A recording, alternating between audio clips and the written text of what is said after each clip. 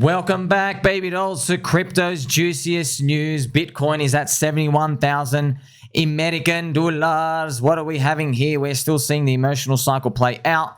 Everyone's wondering, though, which part of the cycle are we? We are now on the 7th green monthly candle, right? This is actually interesting. This is still such a huge candle, but I noticed that if you look at the prices, people are feeling a bit schizo.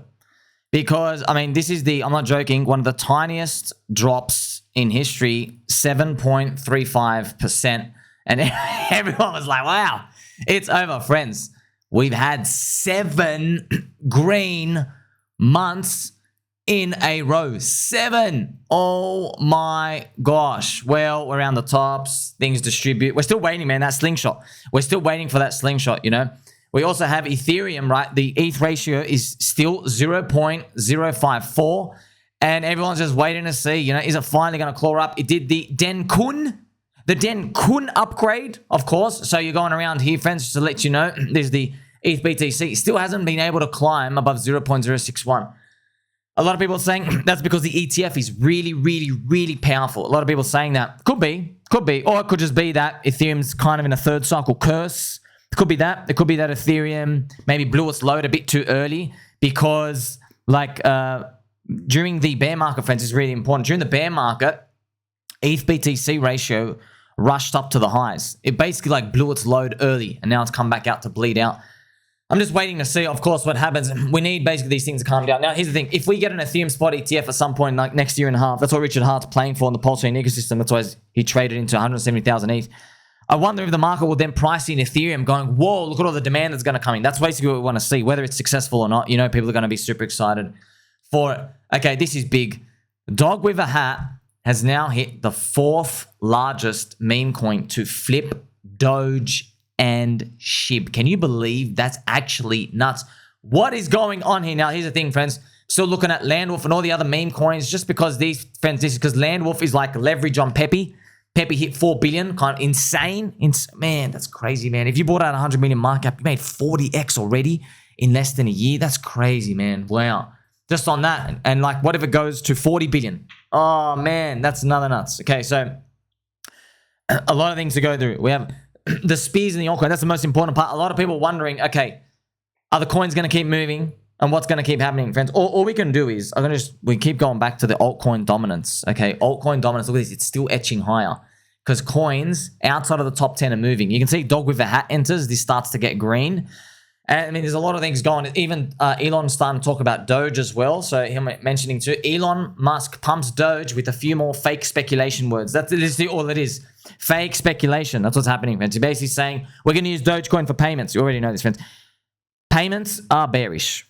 But you sell on the adoption part, okay? So you hold for everybody to get in and get excited, and then everything else happens, okay? So that's the most important part.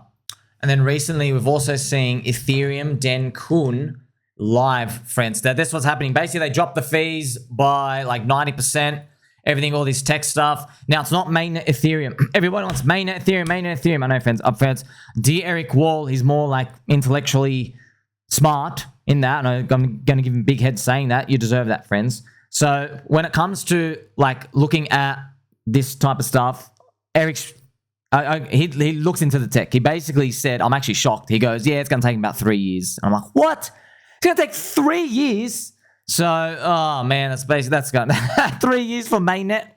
Okay, so that's basically telling everybody, go onto layer 2 chains. Ethereum is too popular, but that's good. You have all the other layer 1 chains, friends. As Ethereum keeps staying expensive, people move into stuff like PulseChain. They're going to want to grab all the yields. But actually, this is the thing, man. This is the thing. Just being honest with you. Yield narrative was a 2020 thing. It was 2020 DeFi season, okay? HEX was actually the biggest returning asset from that DeFi narrative. HEX, Olympus DAO, Luna. Yes, they were all the biggest returns from that yield narrative. As in, I want to buy something just to make yield. Okay? Now, we don't have that anymore. All right? We have people buying meme coins, which it's got a meme coin fever. Because meme coins go up because people learn, man. Who cares about your yield? We're here for a short time anyway. I don't want to hold it for 2 years because you guys keep going down. So the market's actually learning and investing here and there. So that's basically the market keeps learning off the past.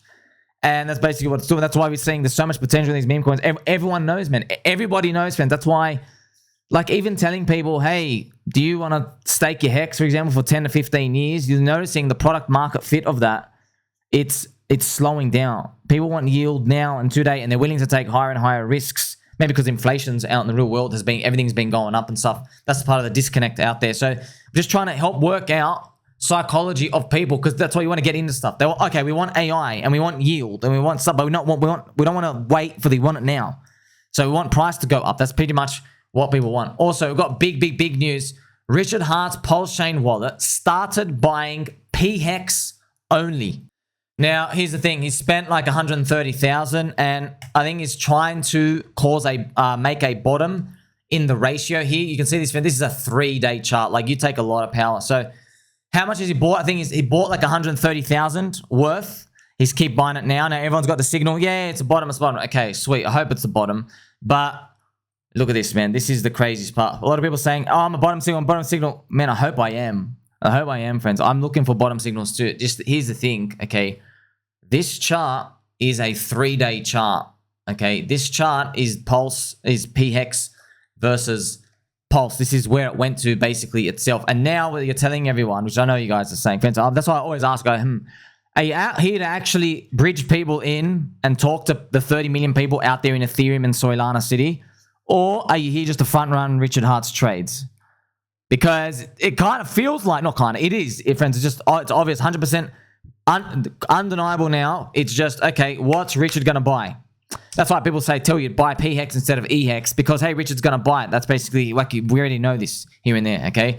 But left up to the market, what are people doing, okay? I've even made this emotional cycle part here and there. But look, I'm just going to show you the ratio because, look, man, here's the thing.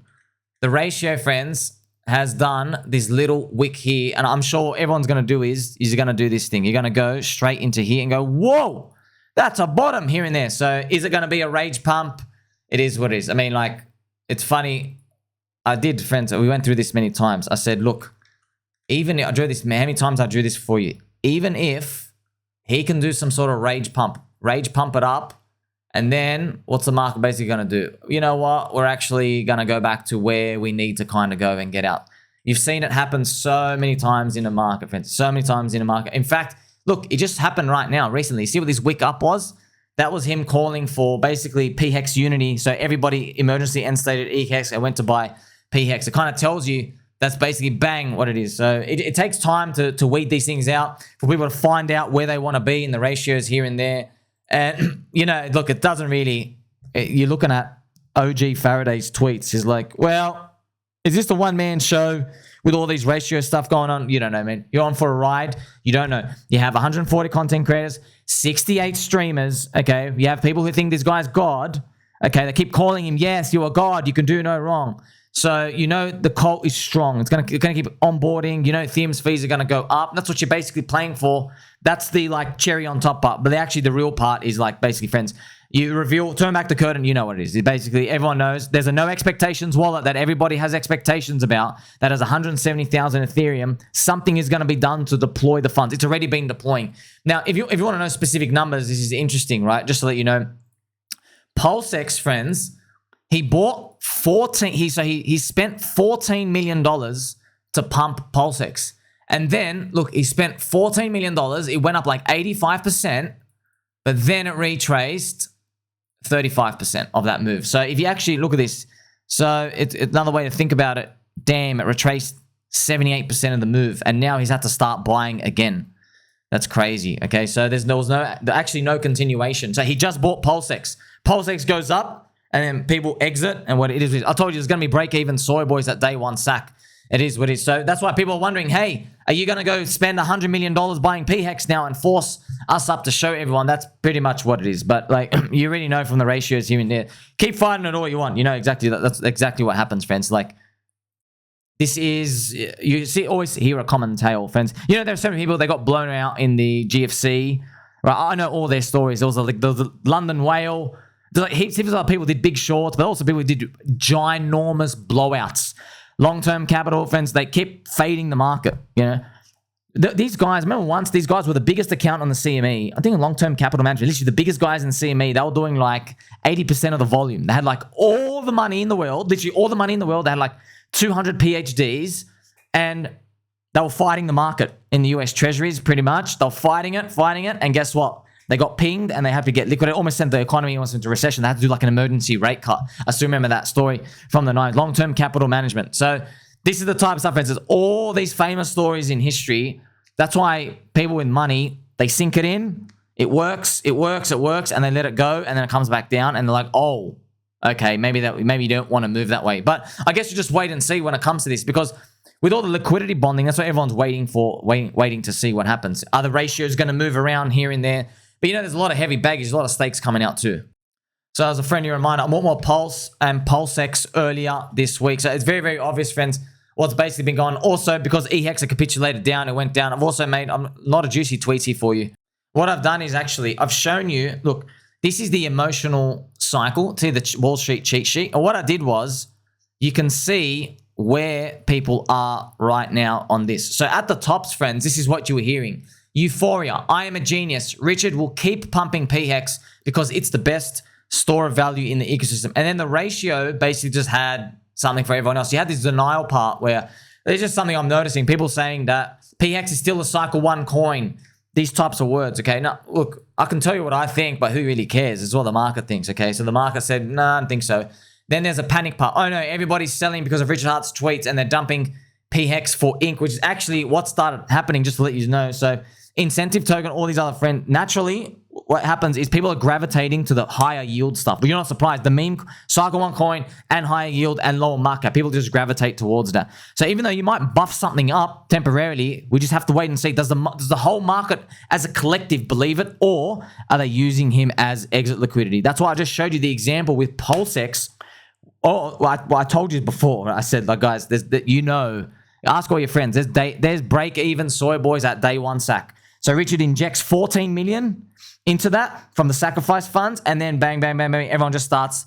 You're like, oh, you really are there, aren't you? You're just all lurking there, waiting to get out. You see that? They don't reveal their hands straight away. They wait for it to get to a price, and then they get out, and then they basically just reveal their hands later. It just takes time to rinse them out. You also have, this capitulation. I'm 100% getting out of pHEX cycle 2 coin. So this is what basically you left it out to the market. This is the emotional cycle of what happens, because you don't know, man. Like, if he wants to go blow $100 million just to pump up pHEX right now and just see what happens after that, you don't know this, right? But then you're also wondering, like, wait a minute, did I kind of sign up for one dude manipulating all these things? It's not. You have to decide that for yourself. I know the investment thesis. The investment thesis is he's long Ethereum with the sacrifice funds. That's it. No questions asked. He's long Ethereum. He wants the Ethereum ETF. And you have to speculate that he's going to dump wherever he thinks there's a top, right? Hopefully he picks the top. And there'll be some sort of profit rotation in there. Now, I don't know how he's going to take profit. Is he going to bond? Is he going to do a smart contract where you have to buy the tokens to get yield? No one really knows. But you know the whole point. The whole point is you just summarize all of that, and you basically just do a thinking in your head. You go, we are leveraged long on ETH. We're leveraged long on Ethereum. That's it, okay? Basically, the whole ecosystem around crypto is too at this point. I also want to share with you something, friends. This is interesting. I received 2 death threats from the pHEX ratio down here.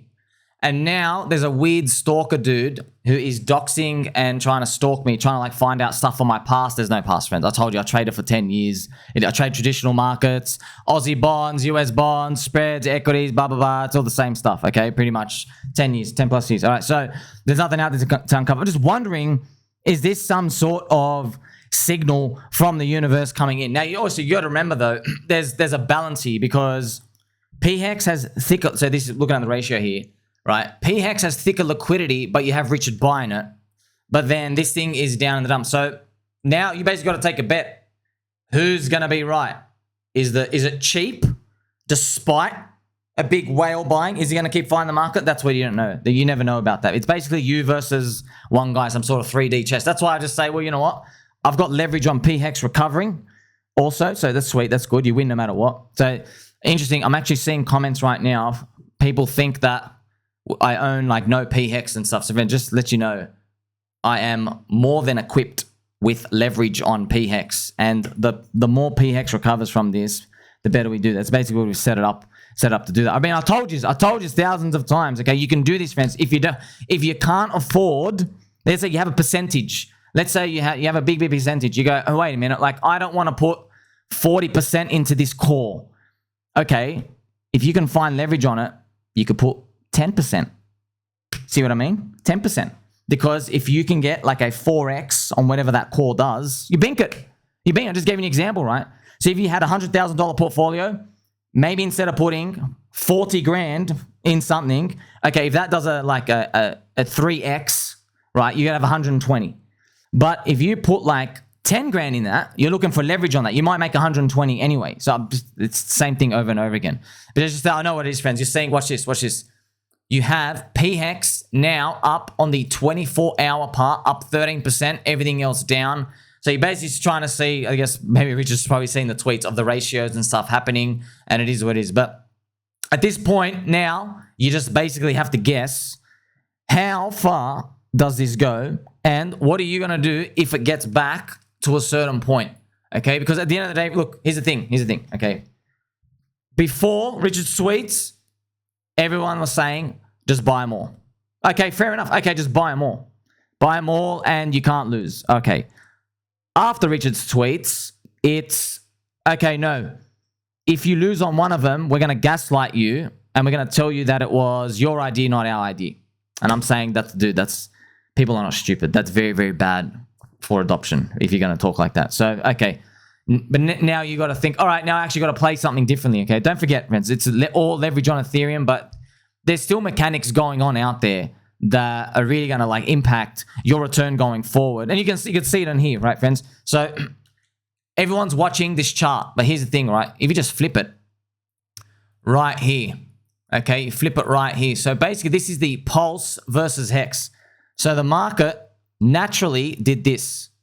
Bang. Okay, naturally did this on this ratio. What he's just doing is trying to clam it back down. That's actually just buying the pHEX leg. He's like, you know what? I'm going to rage pump pHEX now. So you're probably wondering, like, this might even put even more expectations from everyone when something else doesn't work. But it is what it is, friends. You're here hopping along the ride. You're watching everything play out. You know, altcoin season, maybe the US Fed is still going to cut in June. We're going to wait and see. You know, is this going to keep continuing? Most important stat of all, whenever Bitcoin breaks the all-time high, it's doubled within 23 to 91 days. So we're still waiting to see, you know, is it going to keep continuing or what? Make sure you like, subscribe, bell button, or catch you soon.